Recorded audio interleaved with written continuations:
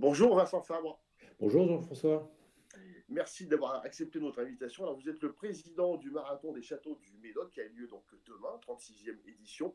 Avant d'évoquer cette édition, comment a été créé justement ce désormais fameux marathon? Il a été créé, comme souvent des belles histoires, par l'amitié. L'amitié de six amis sportifs qui étaient médecins. Il y avait quatre médecins et deux chefs d'entreprise qui couraient ensemble le dimanche, qui un jour ont commencé à courir à droite à gauche.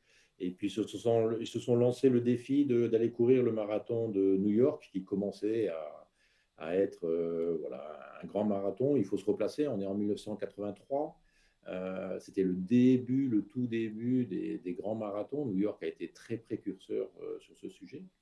Et il n'y avait pas du tout cet engouement mondial pour les marathons que l'on connaît depuis. Mais voilà, donc les six compères partent à New York, courent le marathon de New York et se disent, mais c'est extraordinaire ce marathon. Il faut qu'on organise un tel événement chez nous, dans le Médoc. Et les voilà de retour, comme ils étaient médecins et chefs d'entreprise, ils étaient entreprenants. Et les voilà en train de partir à la recherche d'un parcours, d'une écoute des collectivités territoriales, d'une écoute du monde du vin. Alors, dans les chefs d'entreprise, il y avait un chef, un viticulteur, un cadre Georges Poli, qui était dans le monde du vin, qui a permis, je dirais, cette interface entre ses six amis et le monde du vin.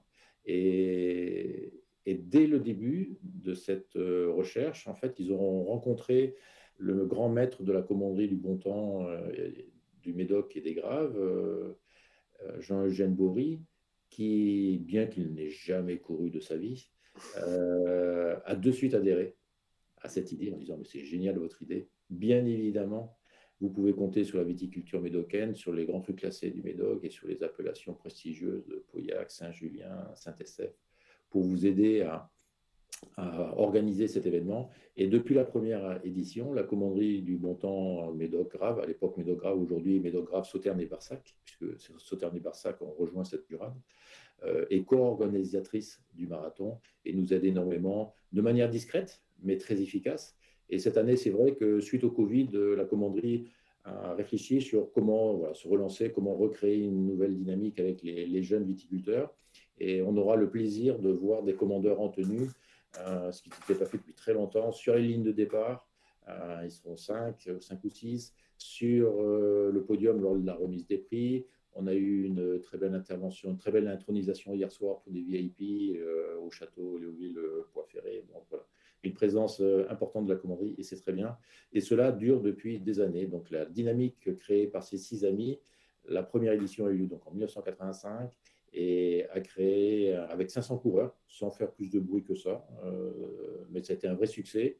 Et le nombre de coureurs doublait tous les ans jusqu'au moment où on s'est aperçu que voilà, 8500 coureurs était un maximum raisonnable pour pouvoir accueillir dans de bonnes conditions les coureurs sur le parcours, mais également tous leurs accompagnants dans le Médoc, qui est une presqu'île, donc on ne peut pas indéfiniment agrandir les hôtels, les restaurants, les campings et autres pour accueillir tout ce beau monde. Alors donc, à vous écouter, évidemment, ça s'est développé au fil des ans, au fil des éditions, mais il y a une particularité chez vous, c'est que c'est à la fois festif, et entre autres, les coureurs, tout au moins certains, sont déguisés. Ça remonte dès le début ou est-ce que ça a pris du temps? En fait, ça a démarré dès le début.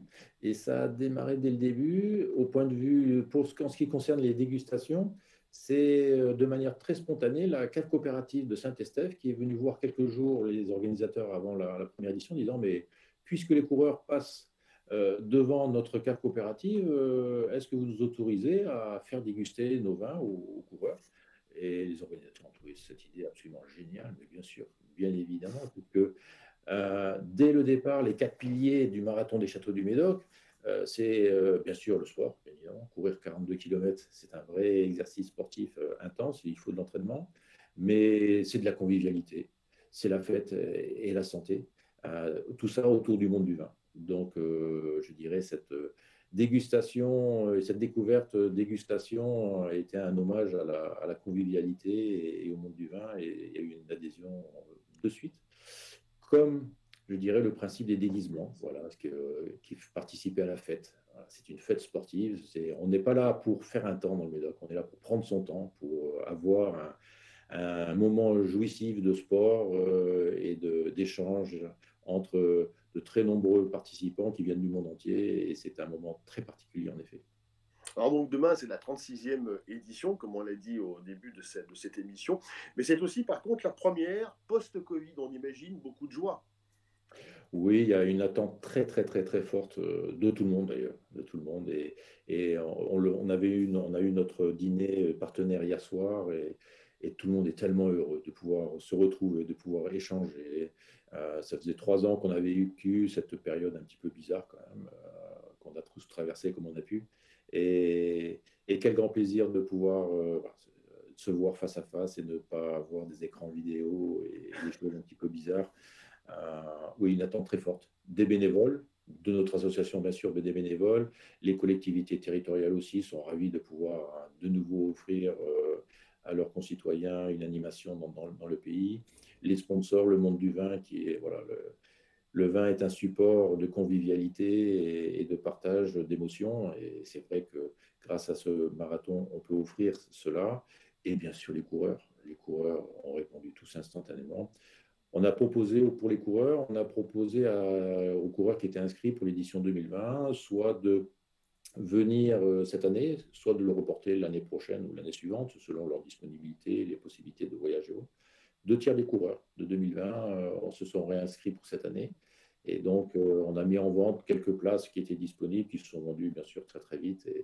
Et le numéro clausus de 8500 coureurs est bien sûr respecté parce qu'on ne veut pas aller au-delà pour, encore une fois, rester dans un cadre qualitatif. Est-ce que vous avez été obligé, Vincent, tout de même de repenser les normes de sécurité, d'hygiène? Est-ce qu'il y a quand même des nouveautés sur cette édition? En fait, non, pas vraiment. La sécurité au sens pur du terme, comme nous sommes toujours en Vigipirate, les mesures de sécurité et de prévention restent les mêmes, avec une présence importante de la gendarmerie qui sera sur place. La zone de départ, tous les quais de Pauillac sont une fan zone, donc avec fouille systématique de tous les participants.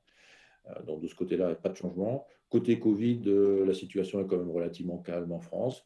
Donc on a juste un message voilà, de prévention et voilà, de faire attention en disant le virus est quand même par là, donc soyez un petit peu vigilants et faites pas n'importe quoi. Mais pas vraiment de grands changements de ce côté-là. Bon, bah, ce qui est plutôt une bonne nouvelle. Est-ce qu'on peut donner en quelques mots le programme des réjouissances? Donc, il y a la restauration, il y a des dégustations, puis il y en a peut-être d'autres aussi, non? Oui, en fait, le marathon des Châteaux du Médoc, ce n'est pas simplement qu'une épreuve. C'est un moment de vie qui dure le temps d'un week-end, qui démarre dès aujourd'hui. En fait, ça a même démarré mercredi soir cette année pour la 36e édition, puisque le thème étant le cinéma. On a eu une projection sur les quais de Pauillac, dans le cinéma de Pauillac, d'un film de réalisateur Pierre Morat, suisse de son état, qui a réalisé un film qui s'appelle Free to Run, qui est absolument formidable et qui retrace toute l'histoire de la course de fond sur route, qui, de la fin des années 60, où il a fallu vaincre le scepticisme pour le moins rigide des autorités administratives et sportives, puisqu'à l'époque, il était interdit aux femmes, je dis bien interdit aux femmes, de courir plus que 1500 mètres, car elles étaient considérées comme parfaitement incapables de courir plus de Bah, 1500 mètres. il y avait le fameux marathon de Boston, hein, pour ceux qui Exactement, connaissent un petit peu l'histoire. qui a commencé à faire bouger un petit peu les lignes, mais il a fallu quand même de la détermination et de la ténacité de la part des pionnières pour faire bouger les lignes, et il a fallu 2 décennies pour y arriver, quand même. Le marathon aux Jeux Olympiques féminins a été autorisé pour la première fois en 1972. Donc il a fallu du temps. Alors, 82, pardon, 82. alors, justement, vous me tendez la perche. L'une des grandes fiertés du marathon, c'est que 32% sont des femmes. C'est le plus fort marathon féminisé, si l'on peut le dire, au Exactement. monde. Et nous en C'est ça? sommes ravis. Et nous en sommes ravis. Alors, aucun quota, hein, ni positif ni négatif, ça, c'est un état de fait. Et nous en sommes ravis. C'est comme nous sommes le marathon qui a le plus fort taux de primo-marathoniens. Donc, beaucoup de gens qui se lancent dans le marathon se disent le Médoc, Pour une première, ça me semble être une bonne idée. Alors c'est vrai, c'est une bonne idée pour l'ambiance, c'est une bonne idée pour, je dirais, être encouragé parce que la population médocaine, bien sûr, s'est accaparée de ce médoc et c'est leur médoc. Et sur les 42 kilomètres, il y a des spectateurs tout le long du parcours qui encouragent les coureurs. De ce côté-là, c'est formidable de faire son premier marathon ici. Mais c'est un parcours quand même difficile dans le sens où il y a pas mal de petites côtes et de petites descentes, donc ça casse un petit peu les jambes. Il y a beaucoup de chemin. Donc, ce n'est pas un des parcours les plus simples, mais quelle ambiance! Quelle ambiance pour courir un premier marathon. Alors, vous avez innové côté féminin, mais aussi du côté, tout ce qui est très à la mode, mais vous avez été un peu précurseur sur tout ce qui est éco-responsable, sur le développement durable. Vous menez des actions avant, pendant le marathon. Il y a aussi des associations avec un don. Est-ce que vous pouvez expliquer votre démarche qui est vraiment citoyenne, s'il vous plaît? Oui, depuis le début, comme je l'ai dit, ce n'est pas simplement l'association 1901 que nous sommes qui organisons le marathon. Voilà, ce sont toutes les forces vives du Médoc, à savoir les collectivités territoriales, le monde du vin, je l'ai dit, les entreprises, par le sponsoring qu'elles nous offrent, et également la population médocaine. Voilà, c'est un écosystème qui doit être bien dans sa vie et dans sa région. Et pour cela, le monde du vin et l'agriculture est quand même vie avec la nature à longueur d'année. Il est important pour nous de soigner cette nature. Donc, depuis plus de 10 ans, nous menons des actions le plus poussées possible dans le cadre du tri sélectif, du recyclage. Et il y a des échecs, il y a beaucoup de réussites quand même, parfois quelques échecs, parce que quand il y a 90 000 personnes dans une région, il n'est pas toujours facile de faire du tri. Mais on y arrive, on a fait beaucoup de progrès là-dessus et nous en sommes ravis. L'innovation cette année est de ne plus éditer le petit flyer qu'on donnait à tous les coureurs qui leur permettait d'avoir des informations pratiques sur savoir où ils étaient et autres. Et plutôt que d'éditer donc ce flyer à 15 000 exemplaires qui partaient à la poubelle derrière, nous avons développé avec une société AOSX un petit logiciel pour smartphone qui s'appelle MDM, Marathon du Médoc 2022. MDM 2022 qui peut être chargé gratuitement sur YouTube ou sur les bases de données Google et autres, et qui permet de donner des informations aussi bien aux coureurs qu'à leurs accompagnants pour le parcours vélo, puisqu'on ne veut pas de vélo sur le parcours coureur, sur les châteaux qui les encourent, voilà, toutes les informations qui pratiquent, puisque les festivités démarrent dès aujourd'hui, avec ce soir 2 dîners qui auront lieu, un à la Pataquès de Saint-Estèphe, donc la salle des fêtes de Saint-Estèphe, un autre au château Pédesclos qui accueille la Mille-Pattes cette année. À Saint-Estèphe, il y a 900 coureurs qui vont faire une fête pas possible avec ce dîner dansant. À la Pataquès, au château Pédesclos, c'est 1500 convives qui seront, pareil, dans une ambiance de feu. Sur les quais de Pauillac également, il y a un village gourmand avec des animations. Donc dès ce soir, ça démarre très fort. Demain, la course. Demain soir, sur les quais de Pauillac, après la remise de prix à 16h, il y a un concert, un feu d'artifice à 22h30, suivi, je dirais de nouveau, d'un concert jusqu'à 1h du matin. Et c'est pas fini. Et c'est Dimanche, ouvert à tout le monde? c'est ouvert à tout le monde, c'est gratuit, c'est ouvert à tout le monde. Et il y a entre 3000 et 4000 personnes qui sont là. Et dimanche, ce n'est pas fini, ouvert également à tout le monde, une marche de récupération dans le vignoble de Pauillac. On part de Château-Pédesclos, on fait une grande boucle dans le vignoble de Pauillac qui est somptueux, qui est superbe à la veille des vendanges qui vont démarrer dès lundi. Les vendanges vont démarrer de manière très forte. Certains châteaux ont déjà d'ailleurs commencé depuis 2-3 jours. Et il y aura un village gourmand pour ceux qui n'ont pas réservé sur les quais de Pauillac, où ils pourront se restaurer et autres. Et ceux qui ont réservé pourront revenir au château Pédesclos pour de nouveau un déjeuner de fin de week-end qui sera également très musical et endiablé.